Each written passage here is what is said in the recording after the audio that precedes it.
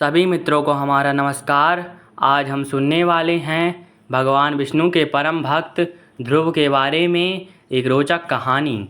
यह कहानी विष्णु पुराण और भगवत पुराण में विस्तार से वर्णित है।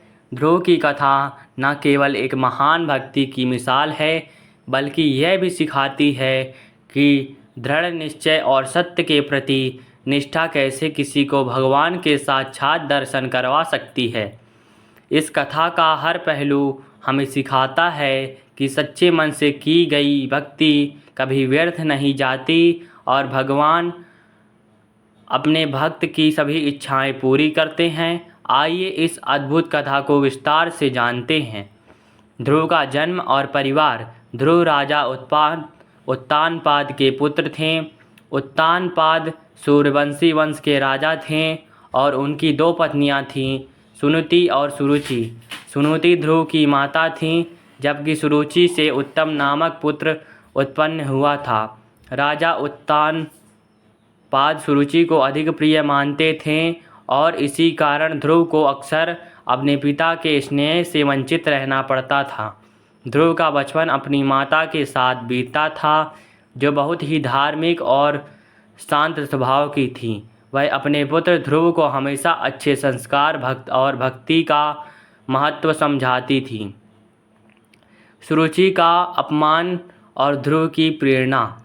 एक दिन ध्रुव बाल्य अवस्था में खेलते खेलते अपने पिता के महल में पहुँचे। उन्होंने देखा कि उनके पिता उत्तम को अपनी गोद में बैठाए हुए हैं और प्रेम पूर्वक उसे दुलार रहे हैं। वह यह देखकर ध्रुव भी अपनी माता की गोद में बैठने के लिए दौड़े, लेकिन जैसे ही वह गोद में बैठने की कोशिश करते हैं, तभी सुरुचि, जो कि राजा की प्रिय रानी थी, उन्हें रोक देती हैं और कहती हैं, तुम मेरे पुत्र नहीं हो, इसलिए तुम इस सिंहासन पर बैठने का अधिकार नहीं रखती। यदि तुम्हें राजा की गोद में बैठना है तो तुम्हें भगवान विष्णु की तपस्या करनी होगी और अगले जन्म में मेरे गर्भ से जन्म लेना होगा। यह सुनकर ध्रुव बहुत दुखी हो गए और अपनी माँ सुनीति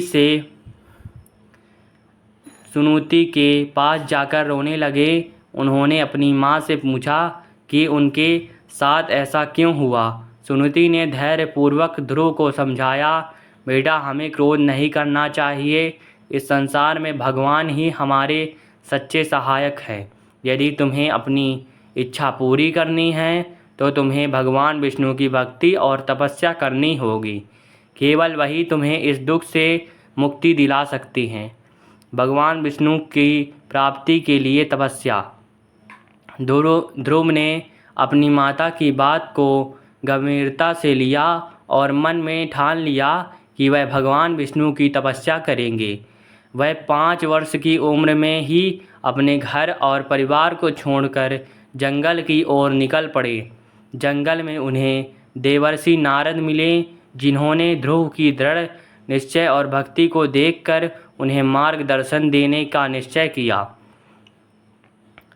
नारद मुनि ने ध्रुव की परीक्षा लेने के लिए कहा, बेटा, तुम बहुत छोटे हो और जंगल में तपस्या करना बहुत कठिन होता है। यहाँ जंगली जानवर हैं, भूख प्यास सहनी पड़ती है। इससे अच्छा है कि तुम वापस घर जाओ और बड़े होकर तपस्या करना। लेकिन ध्रुव ने बड़े ही दृढ़ निश्चय से उत्तर दिया, मुनिवर, मुझे किसी भी कठिनाई का डर नहीं है। मैं भगवान विष्णु को प्राप्त करने के लिए सब कुछ सह सकता हूँ। नारद मुनि ध्रुव की भक्ति और निश्चय से बहुत प्रभावित हुए और उन्हें ओम नमो भगवते वासुदेवाय मंत्र का जाप करने का उपदेश दिया। इसके साथ ही नारद ने ध्रुव को तपस्या के सही विधि बताई और आशीर्वाद दिया कि भगवान विष्णु अवश्य उन्हें दर्शन देंगे। ध्रुव की कठोर तपस्या। ध्रुव ने यमुना के तट पर जाकर भगवान विष्णु की कठोर तपस्या प्रारंभ की। पहले महीने में ध्रुव केवल फल फूल खाकर तपस्या करते रहे। दूसरे महीने में उन्होंने केवल पानी का सेवन किया और भगवान विष्णु के ध्यान में लीन हो गए। तीसरे महीने में उन्होंने केवल वायु के सहारे तपस्या की और चौथे महीने तक ध्रुव ने वायु का सेवन भी बंद कर दिया और स्थिर होकर विष्णु मंत्र का जाप करने लगे। ध्रुव की तपस्या इतनी कठोर हो गई कि उनका शरीर स्थिर हो गया और उनकी ऊर्जा ने पूरे ब्रह्मांड को हिला दिया। उनके तप के प्रभाव से देवता और स्वयं ब्रह्मा भी विचलित हो गए और भगवान विष्णु से प्रार्थना की कि वह ध्रुव को दर्शन दें। भगवान विष्णु का ध्रुव को दर्शन। ध्रुव की तपस्या से प्रसन्न होकर भगवान विष्णु ने उन्हें साक्षात दर्शन दिए। उन्होंने ध्रुव के सामने प्रकट होकर कहा, हे ध्रुव, मैं तुम्हारी भक्ति और तपस्या से अत्यंत प्रसन्न हूँ। अब तुम अपनी इच्छा कहो, मैं तुम्हें वरदान देना चाहता हूँ। ध्रुव, जो भगवान विष्णु के दर्शन पाकर भाव विभोर हो चुके थे, कुछ पल के लिए शब्दहीन हो गए। भगवान के सौम्य रूप को देखकर उनका मन शांत हो गया और वह समझ गए कि उन्हें सांसारिक वस्तुओं की कोई आवश्यकता नहीं है। उन्होंने भगवान विष्णु से कहा, भगवान, मुझे संसार की किसी वस्तु की इच्छा नहीं है। आप ही मेरे सर्वस्व हैं। मुझे केवल आपकी भक्ति चाहिए। भगवान विष्णु ध्रुव की भक्ति और निस्वार्थ भाव को देखकर अत्यंत प्रसन्न हुए और कहा, हे ध्रुव, तुम्हारी महान भक्ति के कारण मैं तुम्हें एक विशेष स्थान प्रदान कर रहा हूँ। तुम्हारा स्थान सभी नक्षत्रों से ऊपर रहेगा और लोग तुम्हें ध्रुव तारा के नाम से जानेंगे। यह तारा हमेशा अटल रहेगा और जब तक यह संसार रहेगा, लोग तुम्हारे अटल निश्चय और भक्ति की चर्चा करते रहेंगे। ध्रुव तारा और ध्रुव की महिमा। भगवान विष्णु ने ध्रुव को आशीर्वाद दिया और उन्हें उनका स्थान प्रदान किया। ध्रुव आज भी ध्रुव तारा के रूप में आकाश में चमकते हैं। यह तारा अटल और स्थिर रहता है और इसे संपूर्ण ब्रह्मांड का सबसे स्थिर तारा माना जाता है। ध्रुव की कहानी से यह संदेश मिलता है कि सच्ची भक्ति और अटल निश्चय से कोई भी व्यक्ति ईश्वर को प्राप्त कर सकता है।